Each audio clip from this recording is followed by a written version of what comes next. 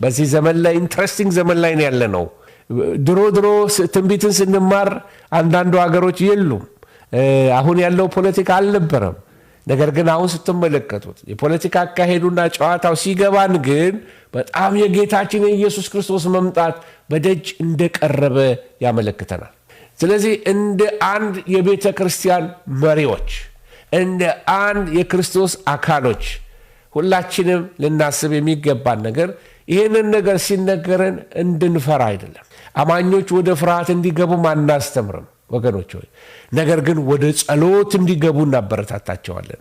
ፊቱን እንዲፈልጉት ጌታን ወገኖች ሆይ፣ ሰላምን እንዲፈልጉ አንደኛ ጢሞቴዎስ ምዕራፍ 2 ላይ የሚነግረን ይህንን ነው። ለባለስልጣኖች ጸልዩ፣ ለአገር መሪዎች ጸልዩ ወገኖች ሆይ፣ ለአገር መሪዎች ጸልዩ። ለምን? ወደ ራስ ላይ ሲወጡ፣ ወደ ከፍታ ሲወጡ በከፍታ ቦታ ላይ የሚያገኛቸውና የሚተናኮላቸው ደግሞ የአጋንንት አሰራር አለ፣ የእዝ ሰንሰለቶች አሉ። አለቃውን የሚዋጋው አለቃ መንፈስ ነው። ለዚህ በአንደኛ ጢሞቴዎስ መሰረት ለሀገራችን መሪዎች ጸልዩላቸው። ለአገር መሪዎች፣ ለእስራኤል መሪ ለናታንያሁ፣ ለአሜሪካኖም፣ ለነዛም ለነዚህም ለአገር መሪዎች መጸለዩ በጣም ወሳኝ ነው። ሌላው በእነዚህ ሰዓት ላይ ቤተ ክርስቲያን ልታደርግ የሚገባው ነገር የወንጌልን አጣዳፊነት መረዳት አለባት። በጣም ጊዜው አጭር ነው።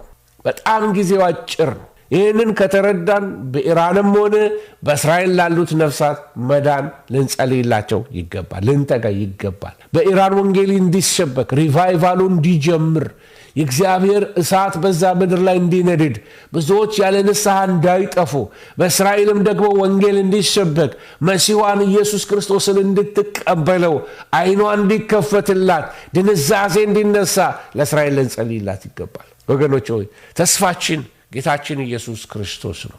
ዓለም በቦምብ ብትናወጥም እኛ ግን የማይናወጥ መንግሥት አለን። ሃሌሉያ! የእኛ ንጉሥ ጌታችን ኢየሱስ ክርስቶስ በክብር ይመጣል። ወገኖች ሆይ እነሆ የኃይላቸውን መመኪያ የኤላምን ቀስት እሰብራለሁ ይላል። ኤላም ኢራን ናት። የኢራንን ቀስት እሰብራለሁ። የኃይላቸው መመኪያ የሆነውን ነገር ቀስታቸውን፣ የጦር መሳሪያው እሰብረዋለሁ።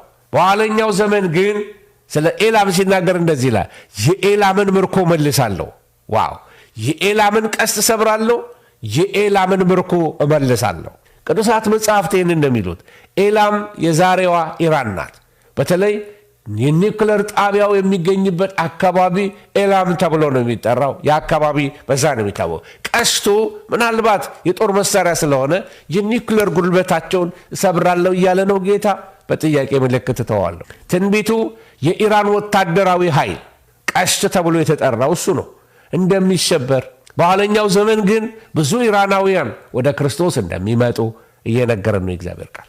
ሃሌሉያ! እግዚአብሔር ታማኝ አምላክ ነው። ምሕረቱ ለዘላለም ነው። ያድናቸው፣ ይለውጣቸው። ወገኖች ሆይ ፋርስ ወይም ኢራን ከሌሎች አገር ከሩሲያ ከቱርክ ጋር በመሆን በእስራኤል ላይ ለጦርነት እንደምትነሳ መጽሐፍ ቅዱስ በትንቢት ነግሮናል። ይህ ጦርነት እግዚአብሔር ራሱ ጣልቃ ገብቶ የሚያስቆመው እንደሆነ ተነጋግረናል እና በመጨረሻ ዘመን ስለሚሆነው ጦርነት መጽሐፍ ቅዱስ ሲያስተምር ትኩረቱ የክርስቲያኖችን ፍርሃት መጨመር አይደለም፣ ክርስቲያኖች እንዲነቁ፣ ክርስቲያኖች እንዲዘጋጁ ለማድረግ ነው። ጌታ ኢየሱስ በማቴዎስ 24 ላይ እንደተናገረው የጦርነት የመጨረሻው ዘመን የምጣር መጀመሪያ ምልክት ነው። የጦርንም ወሬ ተሰማላችሁ። እየሰማነው ነው። በየስፍራው እየሰማነው ነው። ግሎባላይዝ እየሆነ ነው ያለው እና ምን እናድርግ? ንቁ፣ ተዘጋጁ ለጌታ መምጣት። ዘይታችሁን ትኩስ ይሁን።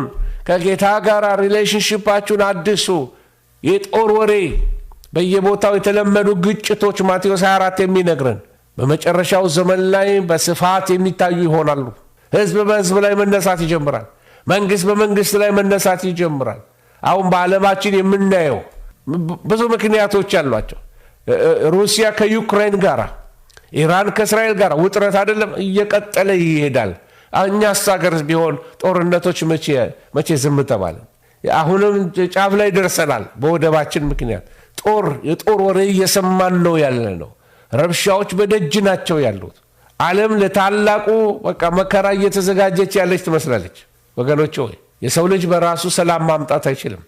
የሰላም ንጉሥ የናዝሬቱ ኢየሱስ ብቻ ነው። የጎግና ማጎግ ጦርነት ሕዝቅኤል 38-39 ያለው በመጨረሻው ዘመን ታሪክ ውስጥ ትልቅ ቦታ አለው። ተሳታፊዎቹ እነማን ናቸው? ከሰሜን የሚመጣው ጎግ፣ ብዙዎች ራሻ እንደሆነች ይስማማሉ። ከፋርስ ወይንም ከኢራን፣ ከኢትዮጵያ ኩሽ፣ ከሊቢያ ፉጥ፣ ስማቸው ይሄ ነው። ስፔሲፊክ ተደርጎ ተጠርቷል። ስለዚህ እነዚህ እስራኤል ላይ እንደሚዘምቱ ይናገራል። ውጤቱ ምንድን ነው የሚለው? እግዚአብሔር በተፈጥሮ ኃይሎች የምድር መንቀጥቀጥ እያመጣ በእሳት ጣልቃ የገባ ጠላቶቿን ሊያጠፋ ይጀምራል። ዓላማው እኔ እግዚአብሔር አምላክ እንደሆን አሕዛብ ያውቃሉ። ይሄ ነው ዓላማው። 38:23 ላይ ሄዳችሁ ተመልከቱ። እስራኤልን ለማገዝ ብቻ አይደለም፣ እኔ እግዚአብሔር እንደሆን አሕዛብ ያውቃሉ። እኔ እውነተኛው አምላክ እኔ ብቻ እንደሆን አሕዛብ ያውቃሉ። ማንነቱን ለዓለም ሊያሳይ ጉልበቱን አቅሙን ሲያሳያቸው ፍጥረት ሁሉ ሊደነግጥ ይችላል። የአርማጌዶን ጦርነት ከዛ በኋላ የሚመጣ ነው። የመጨረሻው ታላቁ ጦርነት ነው። ጦር ሜዳው በመጊዶ ሸለቆ ነው፣ በሰሜን እስራኤል። ቦታው ላይ ሄጄ አይቼዋለሁ። እድሉን አግኝቼ እግዚአብሔርን አመሰግናለሁ።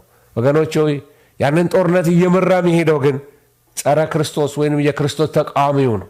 የዓለምን ጦር ሰብስቦ በእግዚአብሔር ሕዝብ ላይ ይዘምታል፣ በእስራኤል ላይ ይዘምቱባታል። መደምደሚያው ምንድን ነው የሚሆነው? ጌታ ኢየሱስ በታላቅ ግርማ በክብር በደመና ታጅቦ በኃይል ከሰማያዊ ጭፍራ ጋር ይመጣበታል። በቃሉ ሰይፍ ጠላቶቹን ያጠፋል። የክርስቶስ ተቃዋሚው የጸረ ክርስቶስ ሐሰተኛው ነቢይ ወደ እሳት ባህር ይጣላሉ። መጽሐፍ የሚነግረን ይህንን ነው። ስለዚህ ለአማኞች የሚሆነን መንፈሳዊ ትጥቅ አንዳንድ ነገሮች ልናገር። መጀመሪያ አትፍሩ ነው ብለው፣ አትደንግጡ፣ ተጠንቀቁ፣ ይህ ሊሆን የግድ ነው አለን ማቴዎስ 24:6። እንዲህ አይነት ነገር ሲሰሙ በዱባይ በተለያየ በኢሚሬትስ ሀገር ያላችሁ፣ በቴህራን አካባቢ ያላችሁ አበሾች፣ ኤርትራውያን፣ ኢትዮጵያውያን፣ በዚህ በሳውዲ ይሄ ጦርነቱ አፌክት ባደረገው አካባቢ ያላችሁ፣ በእስራኤል ያላችሁ፣ በቴልአቪቭ ያላችሁ ቅዱሳን አትደንግጡ፣ ተጠንቀቁ ነው የሚለው። ይህ ሊሆን ግድ ነው። ስለዚህ አትፍሩ ነው የሚለው ጌታ። ጦርነቱ ከእግዚአብሔር ቁጥጥር ውጭ አይደለም። ሁለተኛው መጽሐፍ ቅዱስ የሚያበረታታል በጸሎት ቆሙ ነው የሚለን። አንደኛ ጢሞቴዎስ 2:1-2 የሚነግረን ይህንን ነው። ለባለሥልጣናት ጸልዩ፣ ለአገሮቻችሁ መሪዎች ጸልዩ፣ ለነገሥታት ጸልዩ። ዝም ብሎ በፌስቡክ ላይ ከምትሰዳደቡ በቃ አንተ እንደዚህ አንተ እንደዚህ አንቺ እንደዛ እየተባሉ በስም ከመጠራራት ከመወነጃጀል ለአገሮቻችሁ መሪዎች ጸልዩ። ለኢትዮጵያ መሪዎች ጸልዩ፣ ለኤርትራ መሪዎች ጸልዩ። ጥይት እንዳይሰማ ጸልዩ፣ እንዲስማማ ጸልዩ። እግዚአብሔር ከሁሉ በላይ ስለሆነ እሱ ጣልቃ እንዲገባ ጸልዩ። ቤተ ክርስቲያን ስፍራዋ ይሄ ነው ወገኖች ሆይ። ሌላ ወንጌልን ስበኩ፣ አትፍሩ፣ በጸሎት ቆሞ ወንጌልን ስበኩ ወገኖች ሆይ። ጦርነት ሰዎችን ለሞት ሲያዘጋጅ፣ ቤተ ክርስቲያን ግን ሰዎችን ለዘላለም ሕይወት ማዘጋጀት አለባት። ቢሞት እንኳን ወደ እግዚአብሔር መንግሥት እንዲገቡ ማዘጋጀት አለብን። አንድ ወንጌላዊ ጓደኛ ነበረኝ። አንድ ጊዜ ሲመሰክርልኝ ምን አለ?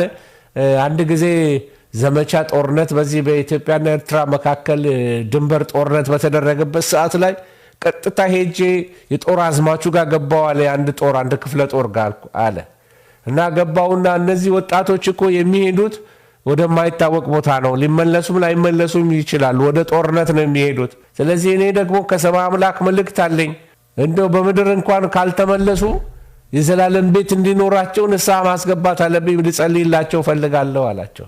ሰውየው እግዚአብሔርን የሚፈሩ ነበሩና ወታደሩን ሰበሰቡለት እና ወንጌል ሰበከላቸው።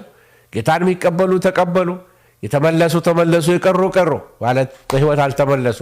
ነገር ግን ለሞት እንኳን ሰዎችን ማዘጋጀት፣ ለዘላለም ሕይወት ሰዎችን ማዘጋጀት አለብን።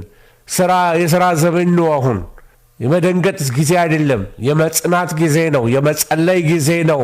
እግዚአብሔር ስም የተባረከ ይሁን። ስለዚህ ወንጌልን ስበኩ። በቤተ ክርስቲያን ሰዎች የዘላለምን ሕይወት እንዲያዩ ልናዘጋጃቸው ይገባል።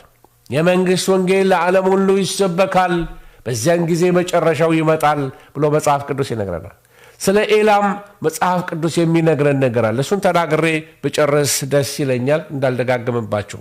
በመጽሐፍ ቅዱስ ትንቢት ውስጥ ይህን ስናጠና ልንመለከት ይሄ ስም በተለይ ኤላም የሚል ስም ትመለከታላችሁ። በደቡብ ምዕራብ ኢራን አካባቢ ኩዚስታን የሚባል አንድ ቴሪቶሪ ፕሮቪንስ አለ እና በመጨረሻው ዘመን ጦርነትና ትንቢት በቃ አንዱ የምትመለከቱት ኤላምን መካከል ላይ አድርጎ ነው የሚናገረው። ለዚህ እግዚአብሔር ያለው ልድገምላችሁ፣ እነሆ የኃይላቸውን መመኪያ የኤላምን ቀስት እሰብራለሁ። ምን ማለት ነው? ቀስት በዚያ ዘመን ዋና የጦር መሳሪያ ነበረ። ዛሬ ደግሞ የኢራን ወይም የኤላም ዋነኛ የጦር መሳሪያ መመኪያ ሚሳኤልና የኒውክሌር ቴክኖሎጂዋ ነው። ትንቢታዊ ትርጉሙ እግዚአብሔር የኢራንን ወታደራዊ ኃይልና መመኪያዋን ያፈርሰዋል። እንግዲህ እኔም ቃሉን ታምኜ ነው የምናገረው። ይህ ምናልባት አሁን ካለው ውጥረት በኢራን የኒውክሌር ጣቢያዎች ላይ ከሚሰነዘረው ጥቃት ጋር የሚያያዝ ሊሆን ይችላል። ስለዚህ ታላቅ ደግሞ መበተን ይመጣል። ኤላም የማይበተንበት ህዝብ አይኖርም ብሎ መጽሐፍ ቅዱስ ይነግረናል። ብዙ ኢራኖች በሀገር ውጭ ያሉ ከአሁንም መበተን ይሆናል ብሎ መጽሐፍ ቅዱስ ይነግረናል። ምናልባት በጦርነት ወይ በተፈጥሮ አደጋ ወይ ከኒውክሌር ፍንዳታ ጋር በተያያዘ በሚመጣ በክፉ ብክለት የኤላም ህዝብ ወደ ተለያዩ ሀገራት እንደሚሰደዱ መጽሐፍ ይነግረናል። አሁን ባለው ወቅታዊ ሁኔታ ስትመለከቱ በዓለም ዙሪያ የሚገኙ የኢራን ስደተኞች ቁጥር እየጨመረ ነው። አገሪቱ ውስጥ ያለው አለመረጋጋት የዚህ ትንቢት መጀመሪያ ሊሆን እንደሚችል ይገመታል። እና እግዚአብሔር ምን አለ? ዙፋኔን በኤላም ላይ አቆማለሁ፣ በኋለኛው ዘመን ግን ስሙኛው የኤላም ምርኮ እመልሳለሁ። በጣም አስገራሚው ነጥብ ይሄ ነው። ምንም እንኳን በኤላም ላይ ፍርድ ቢመጣም እግዚአብሔር ግን ዙፋኑን በዚያ ያደርጋለዋል። ወደ መንፈሳዊ ትርጉሙ ስትመጡ ዛሬ በዓለም ላይ በጣም በፈጣን ሁኔታ ወንጌል እየተስፋፋ የት ነው ያለው ካላችሁ በኢራን ነው። ብዙዎች በራእይ በህልም ጌታን እያዩት ማለት ነው። ዙፋኔን በኤላም አቆማለሁ። በኢራን ውስጥ የሚነሳው ታላቅ መንፈሳዊ መነቃቃት ምናልባት በዚህ ትንቢት ውስጥ ተጠቅሶ ሊሆን ይችላል። ሜቢ ይሄ ነውጥ የመጣው የሆነ መፍትሄ ሊያመጣላቸው ይሆን ለዚህ ሪቫይቫል፣ ለቅዱሳን ጸሎት። በኢራን ውስጥ በአሁን ጊዜ የሆነ ያለው መንፈሳዊ እንቅስቃሴ ተአምራዊ ከሚባል በላይ ነው። በመጽሐፍ ቅዱስ ትንቢት መሰረት ዙፋኔን በኤላም አቆማለሁ። እዚህ አዙዛ ስትሪት የሚባል ቦታ ሄድኩኝ፣ አሜሪካን ሀገር ካሊፎርኒያ ውስጥ። እዛ አንድ ኢራናዊ ወንድም ፓስተር አገኘው፣ ትልቅ ሰው ነው። እና ቆመን መጫወት ጀመርን። ስናወራ ኬት ነህ አለኝ። ኬት እንደሆነ ነገርኩት። እና በአዙዛ ስትሪት ስለነበረው ሪቫይቫል እያወራን እያለ ስላለው ደስፐሬሽን መንፈሳዊ ጥማት እያወራን እያለ ምን አለኝ? የመጀመሪያው ሪቫይቫል የመጣው አለ ከምዕራብ ወደ ምስራቅ ነው ሄደው አለ። አሁን ግን ከምስራቅ ወደ ምዕራብ የሚመጣ ትልቅ ሪቫይቫል አለ። ትልቁ ሪቫይቫል እየሆነ ያለው አሁን አለ በኢራን ነው አለ። እውነትም ሄጄ ሪሰርች ሳረግ በዓለም ላይ ትልቁ ግሎባል ሪቫይቫል እየመጣ ያለው በኢራን ላይ ነው። እግዚአብሔር የተስፋ ቃል ሰጥቷታል። ዙፋኔን በኤላም ላይ አቆማለሁ። ወንጌል ይሰበካል። በጣም ብዙ ሰዎች ወደ እግዚአብሔር መንግስት ይመጣሉ። ኢቭን በዚህ በሰሜን አሜሪካ ላይ ሰዎች ወደ ቤተ ክርስቲያን እየመጡ ወንጌል ይሰማሉ። አንዳንድ የቤተ ክርስቲያናችን ብቅ ሲሉ አያቸዋለሁ። የኢራን ሰዎች ዞሮስትሪዝም ስለሆነ ከእስልምና በፊት ሌላ እምነት ስለነበራቸው እስልምናውንም የማይፈልጉ ብዙዎች አሉ። ለዚህ ኢራን በክርስትና ስደት በዓለም አስቸጋሪ ከሆኑ ሀገራት በጣም አንዷ ናት። በውስጡ ያለው የክርስቲያኖች ቁጥር ግን በጣም እየጨመረ ነው ያለው። የቤት ውስጥ አብያተ ክርስቲያናት በጣም ብዙ ናቸው። ግዙፍ ህንፃዎች የሏቸውም። በየቤቱ ግን ስብሰባዎች አሉ። በየቀኑ በሺህ የሚቆጠሩ ሰዎች ወደ ጌታ እየመጡ ነው። ብዙ መሪዎች ወንዶች አይደሉም፣ ሴቶች ናቸው። በዚህ እንቅስቃሴ እግዚአብሔር በኢራን እየተጠቀመባቸው ያለው ወንጌልን ለመስበክ ሴቶችን ነው። ወገኖች ሆይ ወጣት ሴቶች ናቸው ደግሞ በብዛት። አንደኛ ጢሞቴዎስ ምዕራፍ 2 እንደተጠቀሰው የጸሎት የቅድስና ህይወት በሴቶች በኩል እንዴት ለውጥ እንደሚያመጣ እየታየን ያለው። ወገኖች ሆይ በኢራን ውስጥ በጣም ብዙ ሰዎች ጌታን የሚያገኙት ወንጌል ሳይሰበክላቸው። ነጩ ሰው ይላሉ ዋይት ማን፣ ነጩ ሰው መጥቶ በህልም አየሁት እንደዚህ አለኝ፣ እኔ መንገድ ነኝ ተከተለኝ አለኝ እያሉ ብዙዎች ወደ ወንጌል እየመጡ ነው ያሉት። ብዙ ተአምራዊ ፈውሶች እየተመለከቱ ነው ያሉት። የጸሎት ፕሮግራሞች ላይ ብዙ ከማይድን በሽታ ሰዎች እየተፈወሱ ነው ያሉት። ቤተሰቦች፣ ጎረቤቶቻቸው ወደ ክርስትና እንዲመጡ እግዚአብሔር እነዚህን ሰዎች እየተጠቀመባቸው ነው ያለው። ወገኖች ሆይ ከእስልምና ወደ ክርስትና ወደ ታላቅ ሽግግር ላይ ያለች ሀገር ናት። በሀገሪቱ ካለው የፖለቲካ የኢኮኖሚ ቀውስ የተነሳ ብዙዎች ካለባቸው ሃይማኖት ወይም ከነበሩበት ሰፈር ተስፋ እየቆረጡ እውነተኛውን ሰላም ፍለጋ ወደ ኢየሱስ እየመጡ ነው። ወገኖች ሆይ ትልቅ የሆነ የመጽሐፍ ቅዱስ ረሃብና ጥማት አላቸው። በኢራን ብላክ ማርኬት ውስጥ ውድ ከሆኑ ነገሮች አንዱ መጽሐፍ ቅዱስ ነው። ሰዎች የእግዚአብሔርን ቃል ለማግኘት ትልቅ ዋጋ ይከፍላሉ ወገኖች ሆይ። ልክ በመጀመሪያዋ ቤተክርስቲያን እንደነበረው ደግሞ ስደት ወንጌልን አላቆመው፣ ይልቁንም ምን አደረገው? ተሰራጭቷል። አንድ ታሪክ ልንገራችሁ። አንድ የኢራን ወታደራዊ መኮንን ክርስቲያኖችን ለማሰር ወደ አንድ ቤት ይገባል። በዛ የነበሩ ሰዎች የነበራቸውን ሰላም ሰውየው ሲገባ ይደነግጣሉ ብሎ አስበው ነበር። ነገር ግን መረጋጋታቸውና ሰላማቸውን ተመልክቶ በጣም ገረመው። አልደነገጡም። እዛው ይሄ ሰውዬ ጌታን ተቀበለ። በኒክኔሙ የሆኑ ዋና ስሙ ሳጥናኤል ነው ሰው። ነገር ግን እዛው የኢራን ወታደራዊ መኮንን የነበረ ሰው ጌታን ተቀብሎ አብሯቸው አምላክ ሆነ። ይሄ አንዱ ምስክርነት ነው። ዓለም በኢራን ወይም በኤላም ላይ የሚሳኤል ጦርነት ሲያወጅ፣ እግዚአብሔር ግን የፍቅር ጦርነት እያወጀላት ነው ያለው። ሰይጣን ኤላምን በወጥመድ ሊይዛት ሲሞክር፣ ጌታ ግን ዙፋኑን በዚያ ሊያቆም እየፈለገ ነው። ዛሬም ቢሆን እግዚአብሔር በእርግማን ውስጥ በረከትን፣ በጦርነቱ ሰላምን ማምጣት ይችላል። ስለዚህ ለእስራኤል ሰላም እንጸልያለን፣ ለኤላም ሰላም እንጸልያለን። ኢራን ከሌሎች አረቦች የተለየች እና ለወንጌል ቅርብ የሆነች ሀገር እንደሆነች ተመልክተናል። ስለዚህ አደራ ይሄ ሳምንት ይሄ ጦርነት እስኪቆም ድረስ መጸለያችሁን አታቆሙ። ለእስራኤል ሰላም ጸልዩ፣ ለኢየሩሳሌም ሰላም ጸልዩ። በቴል አቪቭ አንደርግራውንድ ሆነው የሚደውሉልኝ ሰዎች አሉ፣ ለእነሱ ጸልዩላቸው። ለሌሎችም በተለያየ በአረብ ሀገር ተበትነው ላሉት ለኢትዮጵያና ለኤርትራ ልጆችም ጸልዩላቸው። ለሀገሩም ሕዝብ ጸልዩ። ሰፋ እንበል። የእኛ ሕዝብ ብቻ አይደለም ሰው፣ ሌሎቹም ሰዎች ናቸው። ለእነሱ ምን ጸልይላቸው።